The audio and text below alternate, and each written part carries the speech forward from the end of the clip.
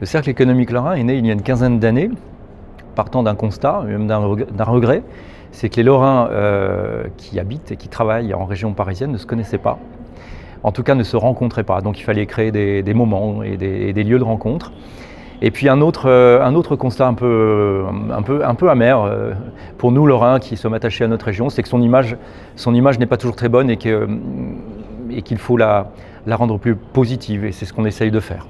Oui, alors le prix de l'initiative pour la Lorraine, c'est un des moyens que nous nous sommes donnés pour faire rayonner la Lorraine et ses talents, et puis toutes ces entreprises qui existent en Lorraine et qui innovent et qui se développent. Et voilà, on ne le sait pas suffisamment, et nous, notre rôle, c'est de les mettre en lumière, et c'est ce qu'on fait, c'est ce qu'on a fait aujourd'hui avec ce 13e prix de l'initiative pour la Lorraine.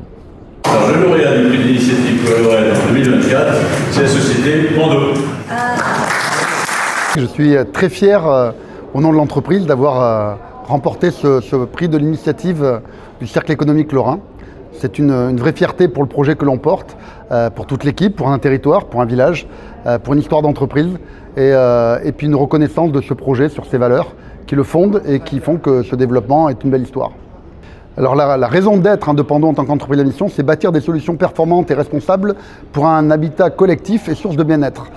Donc dans ce cadre-là, depuis 1946, c'est la destruction du village et sa reconstruction de la Bresse. On fait des fenêtres, c'est-à-dire qu'on les fabrique et on les installe sur des chantiers pour rénover le bâti, le logement, en neuf ou en rénovation collective partout en France. Donc c'est plus de 200 000 fenêtres que l'on fabrique et que l'on installe dans tous les territoires en France. Je considère que c'est un excellent cru.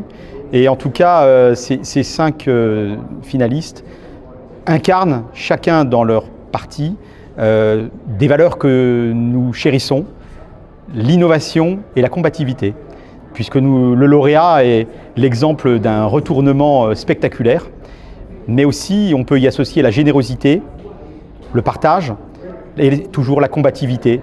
Rien n'est impossible à celui qui veut se donner les moyens de réussir.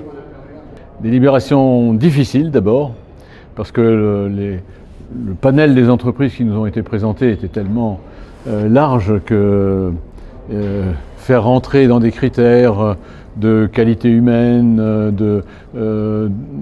d'apport de fonds qui ont permis aux entreprises de se développer, de toutes les qualités qui font qu'une entreprise est une belle entreprise, sur le plan des résultats également, sur le plan du développement potentiel. Ça nous a amené à de longues discussions et à un choix très difficile. Mais je pense que les 5 entreprises entre lesquelles nous avons fait le choix du meilleur ou de la meilleure entreprise sont toutes de belles entreprises qui illustrent l'avenir de la Lorraine.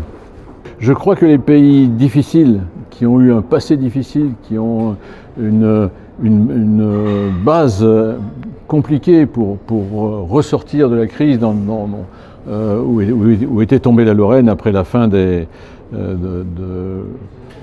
la sidérurgie et des mines de charbon, des mines de fer, toutes ces choses-là, lui donnent des capacités que n'ont que très peu de régions. Et la difficulté est pour moi une base pour l'avenir, avoir surmonté ces difficultés qui est colossale.